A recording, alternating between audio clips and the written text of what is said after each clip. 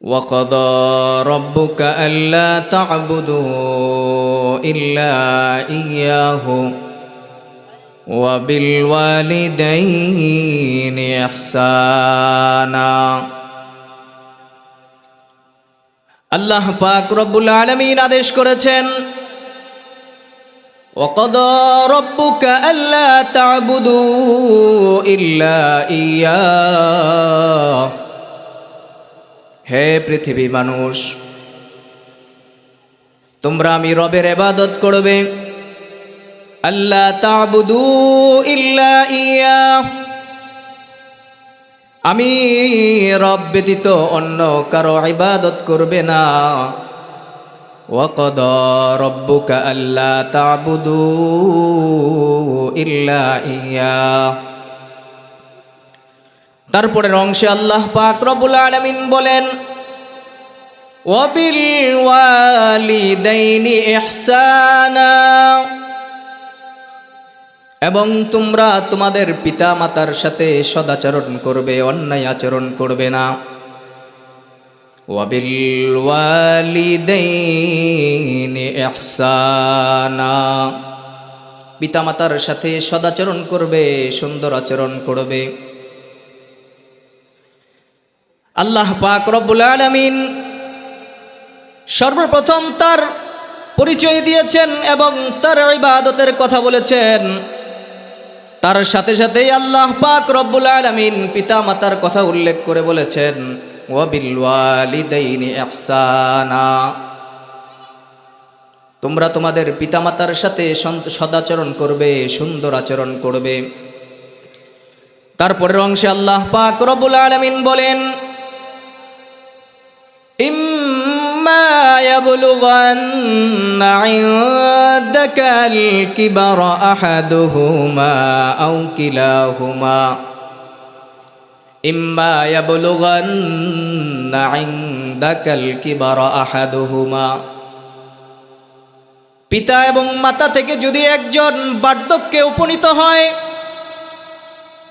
জীবনের অন্তিম কাল পর্যন্ত পৌঁছে যায় إما يبلغن عندك الكبر أحدهما أو كلاهما فلا تقل لهما أف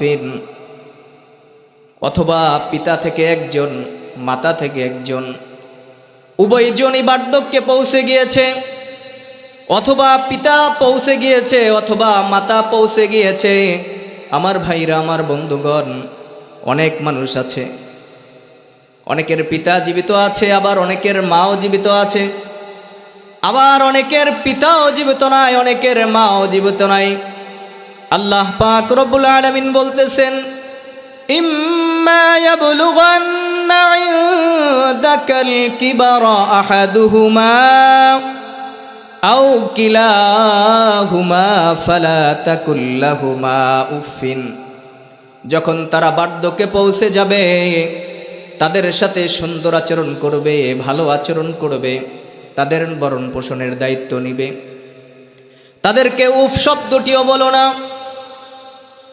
উফিল লাকুমা ওয়ালা তানহারহুমা ওয়া কুল লাহুমা কওলান কারীমা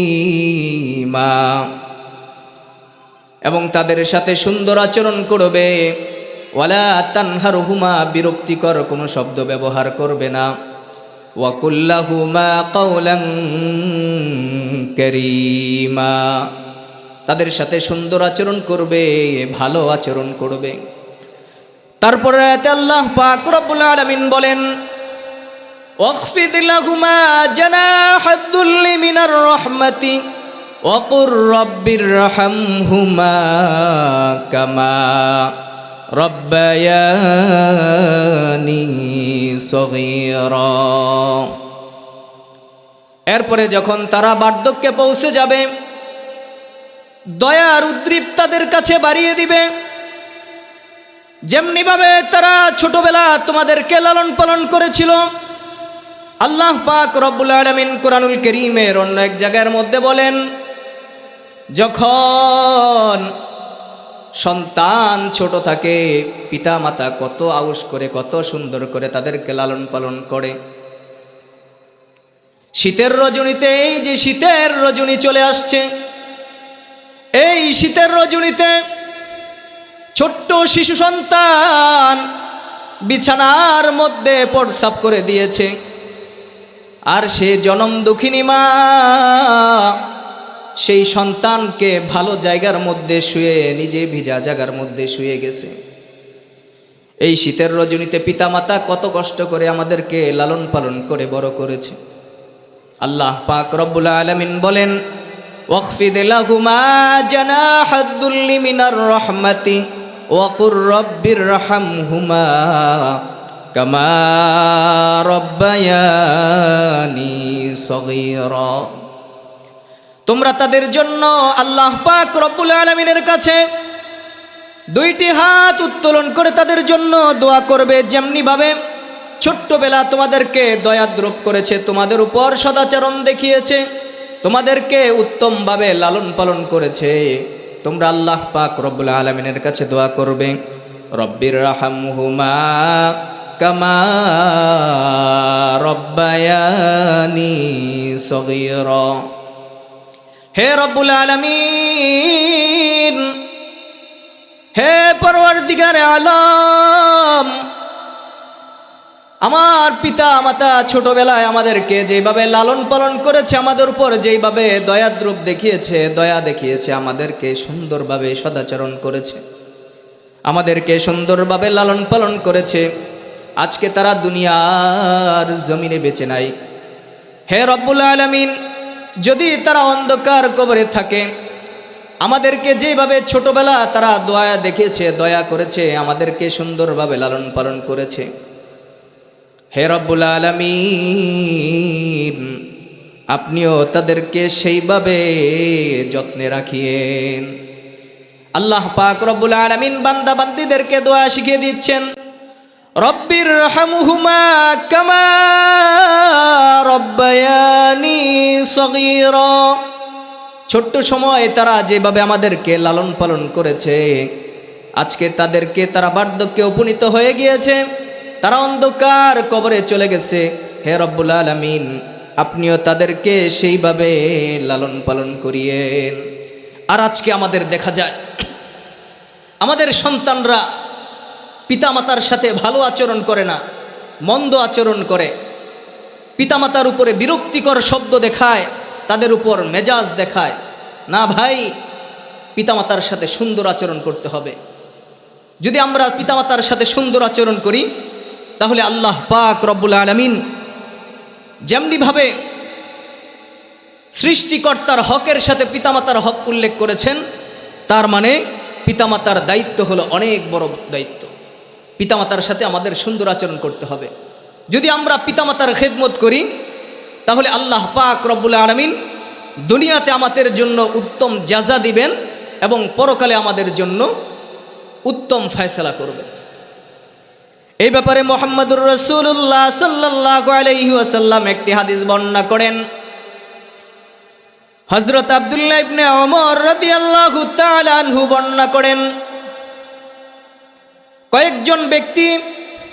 তিনজন ব্যক্তি সফর করার জন্য বাড়ি থেকে বের হয়েছে। অনেক দূর পর্যন্ত পৌঁছানোর পর তারা পাহাড়ের গিরিপথের মধ্যে যে আটকে গেছে। যখন পাহাড়ের নিকটবর্তী জায়গার মধ্যে এসে পৌঁছল, তখনই রাত্র আচ্ছন্ন হয়ে গিয়েছে। তখন তিনজন চিন্তা করল, এই গভীর রজনীতে দূর দেশে সফর করা আমাদের জন্য সহজ হবে না। এই জন্য আমরা পাহাড়ের একটি গুহার মধ্যে আশ্রয় গ্রহণ করি। কাল সকালবেলা সেই গুহা থেকে বের হয়ে তারপরে আমরা রওনা করব। যখন সেই তিনজন ব্যক্তি সেই গুহার মধ্যে আশ্রয় গ্রহণ করেছে, যখন তারা সুবেহ সাদেক হয়েছে, সকাল হয়েছে, সকাল হওয়ার সাথে সাথে তারা ঘুম থেকে জাগ্রত হয়ে দেখে গুহার প্রবেশদ্বার, গুহার মুখটা বন্ধ হয়ে গিয়েছে। এরপরে তারা চিন্তা করতেছে, এই যে গুহার মুখের মধ্যে এত বড় একটি পাহাড় এসে আটকে গেছে, এই গুহা থেকে আমরা কিভাবে উদ্ধার পাব? একমাত্র সৃষ্টিকর্তার দয়া ছাড়া আমরা এই গুহা থেকে উদ্ধার হতে পারবো না। এখন আমাদের মধ্যে যাদের যে ভালো কাজগুলো আছে আমরা সৃষ্টিকর্তার কাছে পেশ করি। আল্লাহ পাক রব্বুল আলামিন যদি আমাদের উপর দয়া করেন তাহলে হতে পারে এই দয়ার উসিলায় আমাদেরকে এই কঠিন বিপদ থেকে মুক্তি দান করতে পারেন। এই বলে একজন ব্যক্তি চিন্তা করলো, তারা পরামর্শ করে বলল, হে ভাই, তুমি কি নেক আমল করেছো জীবনে? তোমার যদি মনে থাকে তাহলে সেই নেক আমলকে উসিলা দিয়ে আল্লাহ পাক রব্বুল আলামিনের কাছে দোয়া করো। আল্লাহ পাক রব্বুল আলামিন যদি এই দোয়া কবুল করেন তাহলে আমাদেরকে এই বিপদ থেকে মুক্তি দান করতে পারেন। তারপরে সেই ব্যক্তি আল্লাহ পাক রব্বুল আলামিনের কাছে দোয়া করতেছে, হে রব্বুল আলামিন, আমি আমার মেষ পালন করতাম, আমি ছাগল চড়াতাম এবং বিভিন্ন পাল আমার কাছে ছিল, সেই পাল থেকে আমি দুধ দহন করাইতাম। দুধ দহন করে সর্বপ্রথম আমি আমার পিতা মাতাকে খাওয়াইতাম, তারপরে পরিবার পরিজন অন্যান্য সদস্যদেরকে পান করাইতাম। একদিন রাত্রিবেলা এমন হয়েছে যে রাত্রিবেলা আমার পিতামাতা গভীর রজনীতে ঘুমিয়ে গিয়েছে, আমার কাজ করে আসতে একটু লেট হয়ে গিয়েছে, দেরি হয়ে গিয়েছে। তারপরে দুধের পেয়ালা নিয়ে আমি দাঁড়িয়েছিলাম, সারা রাত্র সেখানে দাঁড়িয়েছিলাম। ঘুম থেকে জাগ্রত হয়ে দেখে আমার পিতামাতা, আমি সেই দুধের পেয়ালা নিয়ে দাঁড়িয়ে আছি। তারপরে আমার পিতামাতা আমার জন্য দোয়া করে দিয়েছিলেন, হে রব্বুল আলামিন, এই কাজটি যদি আমি আপনার সন্তুষ্টির জন্য করে থাকি তাহলে এর উসিলায় আমাকে এই কঠিন গুহা থেকে, এই কঠিন বিপদ থেকে মুক্তি দান করেন। এই বলে যখন প্রথম ব্যক্তি আল্লাহ পাক রব্বুল আলামিনের কাছে দোয়া করলেন, আল্লাহ পাক রব্বুল আলামিন সেই প্রথম ব্যক্তির দোয়া কবুল করে গুহার প্রবেশদ্বার একটু ফাঁকা করে দিলেন। এতটুকু গুহার প্রবেশদ্বার ফাঁকা হয়েছে, কিন্তু তারা গুহা থেকে বের হতে সক্ষম নয়। এরপরে দ্বিতীয় ব্যক্তি আল্লাহ পাক রব্বুল আলামিনের কাছে দোয়া করতেছে, হে রব্বুল আলামিন, আমার হাতের মধ্যে কিছু মাল সম্পদ ছিল, আমার খুব নিকট আত্মীয় আমার এক চাচাতো বোন, সে মহা বিপদে পড়ে গিয়ে আমার কাছে সাহায্যের জন্য হাত বাড়ালো। সাহায্যের হাত বাড়ানোর পর আমি তাকে বলেছিলাম, যদি আমার সাথে অনৈতিক কাজ করো, আমার সাথে যদি অন্যায় কাজে লিপ্ত হও, তাহলে আমি তোমাকে সাহায্য করতে পারি। এক পর্যায়ে আমার চাচাতো বোন সেই অন্যায় কাজে লিপ্ত হওয়ার জন্য রাজি হয়ে গিয়েছিল। তারপরে তাকে আমি কিছু স্বর্ণ মুদ্রা দিলাম। স্বর্ণ মুদ্রা দেওয়ার পর যখন আমি তার কাছে অনৈতিক কাজ করার জন্য সামনে আগালাম, তখন আমার চাচাতো বোন ডাক দিয়ে বলতেছে, হে আমার ভাই, তুমি যে অন্যায় কাজ করার জন্য সামনে অগ্রসর হচ্ছ, আল্লাহ পাক রব্বুল আলামিন, তুমি আল্লাহ পাক রব্বুল আলামিনকে ভয় করো। যদি এই কাজ সংগঠিত হয়ে করে ফেলো তাহলে কাল হাসরের ময়দানে আল্লাহ পাক রব্বুল আলামিন তোমাকে কঠিন আযাব দিবেন। যখন এই কথা শুনলেন, এই কথা শোনার পর সেই ব্যক্তি সেই অন্যায় কাজ থেকে বিরত রইল। এই বলে আল্লাহ তাআলার কাছে দোয়া করতেছে, হে রব্বুল আলামিন, এই যে আমি অন্যায় কাজ থেকে বিরত রইলাম, এই অন্যায় কাজ যদি আমি আপনার সন্তুষ্টির জন্য করে থাকি তাহলে এর উসিলা করে আমাকে এই কঠিন মুসিবতের দিন, এই কঠিন বিপদ থেকে আমাদেরকে মুক্তি দান করেন। এই কথা বলার পর আল্লাহ পাক রব্বুল আলামিন তার উপর দয়া করে তার গুহার পথটা একটু প্রশস্ত করে দিলেন।